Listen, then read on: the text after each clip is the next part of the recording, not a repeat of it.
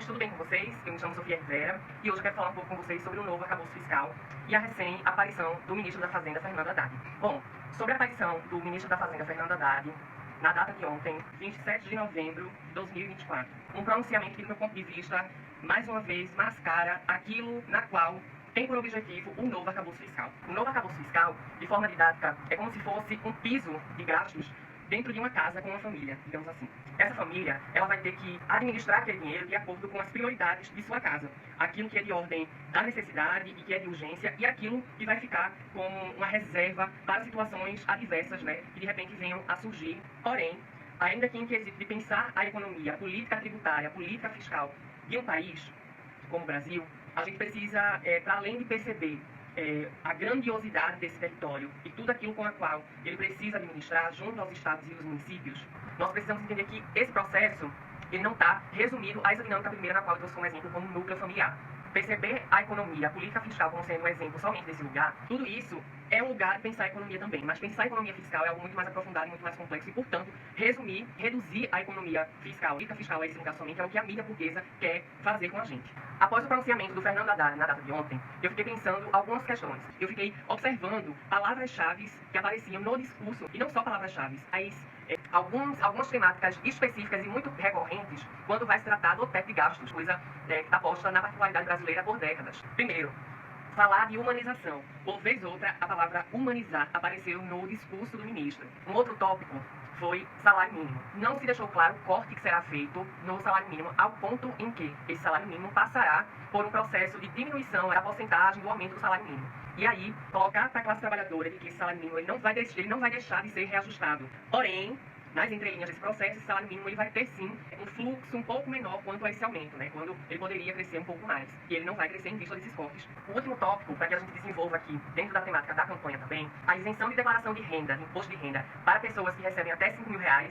é o assunto do momento também, depois do pronunciamento do ministro. É interessante porque, assim, R$5.000 hoje, do ponto de vista da realidade financeira que a gente vive hoje, inflações altíssimas, a gente chega no supermercado, tudo caro, você não consegue sair do mercado sem gastar no mínimo R$200. Porém, é importante lembrar que a realidade da classe trabalhadora hoje não é de pessoas recebendo R$5.000 com um teto ali, salarial.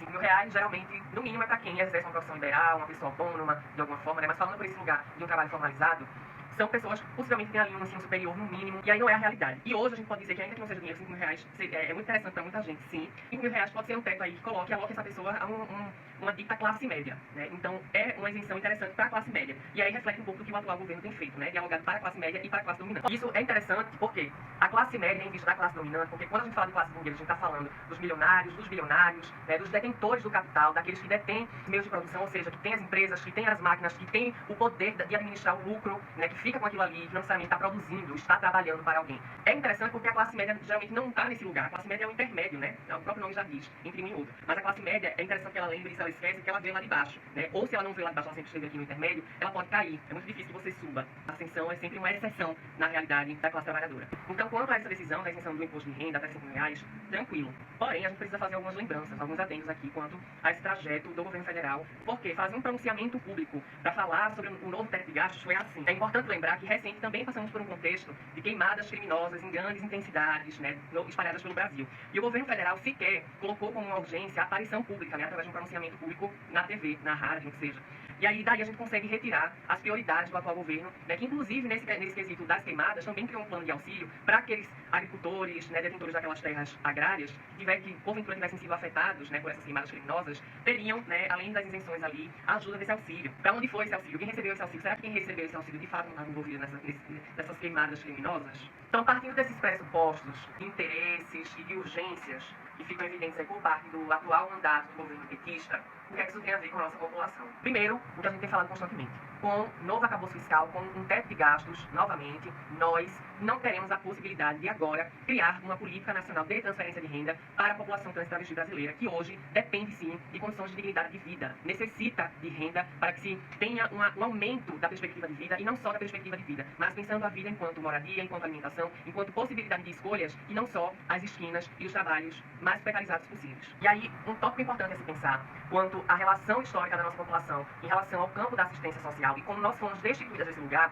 é interessante que nós voltemos ao que foi o movimento travesti, o movimento trans, desde o seu nascimento no contexto brasileiro até as décadas atuais, né? O que ele foi e o que ele continua sendo, o que ele é. Reconhecendo e respeitando tudo aquilo que as nossas matriarcas, né? E os nossos também padrinhos ali de movimento, os nossos pais também, né? Pensando nas masculinidades, respeitando esse trajeto do que foi feito, do que fazem, a gente precisa lembrar que nesse processo, né? Desde a década de 70, particularmente ali, nos primeiros embates e negociações, as nossas agendas foram empurradas para o lugar da filantropia, para o lugar do que hoje a gente compreende como terceiro setor. O terceiro setor, para quem não sabe o que é basicamente essa dinâmica que hoje a gente conhece, para além da filantropia, que está muito ligada à noção de trabalho a partir de grupos religiosos, né? Aquela questão da solidariedade social, que hoje a gente tem também com essa coisa de vaquinha, de doação e tudo mais. Essa prática, que hoje é muito rotineira. Para além dessa questão, né, o terceiro setor é também um lugar institucional, né, onde o que a gente conhece por organizações da sociedade civil atuam, né, nesses lugares nos quais, aparentemente, o Estado não demonstra interesse, né, em atuar. Enquanto a nossa população, isso desde a década de 70 para cá, isso é uma realidade, mas, né, pensar o terceiro setor hoje também é pensar numa descaracterização do que é o setor público hoje para nós. Então, muitas vezes, o setor público, ainda que vivenciando um contexto de precariedade, um contexto de sucateamento, que é advindo desse lugar dos cortes de gastos e da falta de priorização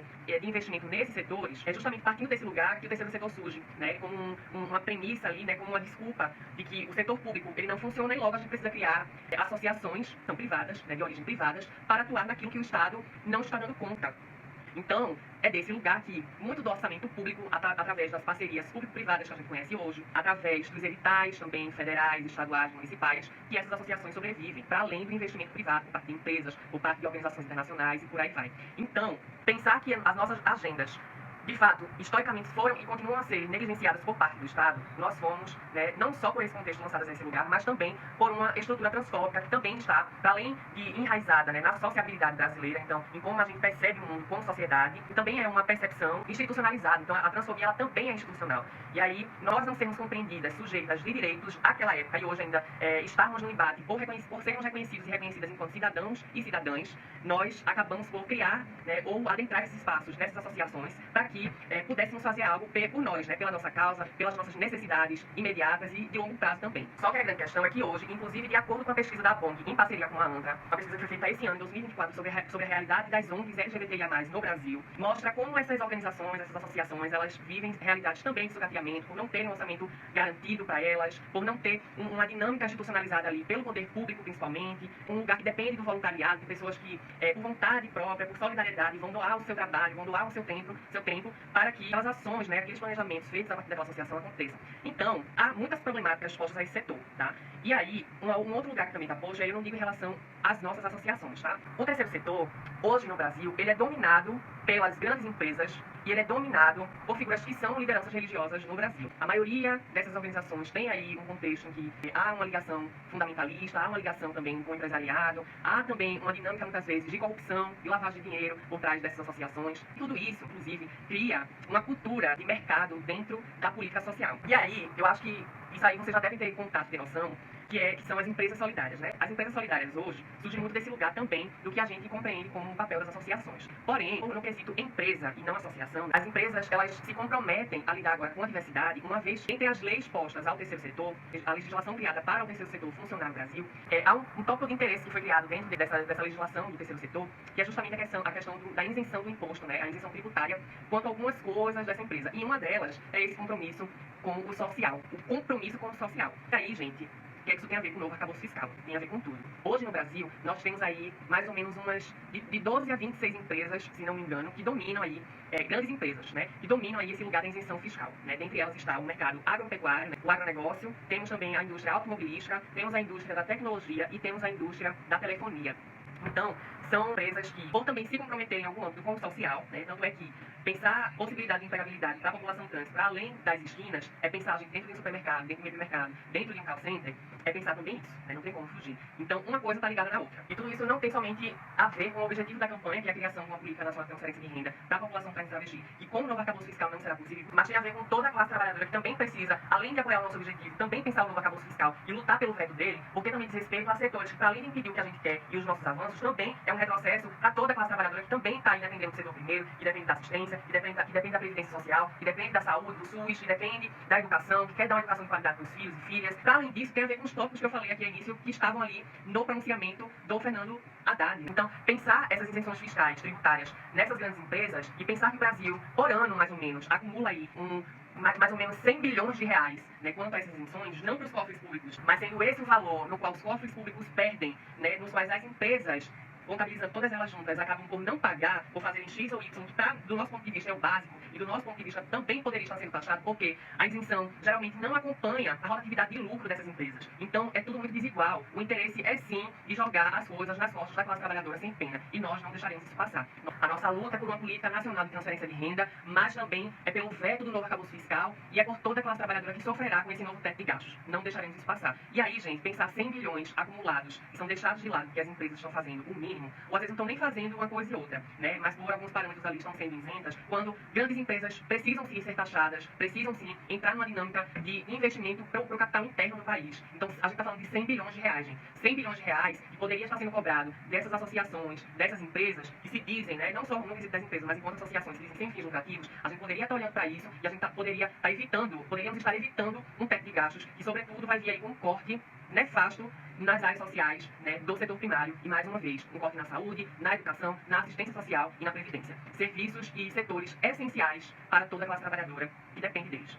Então é isso. Assinem o abaixo-assinado da campanha que está no ar. Eu vou deixar o link aqui na descrição desse vídeo. E também sigam a nossa página para acompanhar todo o conteúdo da campanha que estamos fazendo aí com muita qualidade para vocês. É isso. Um beijo e sigamos na luta.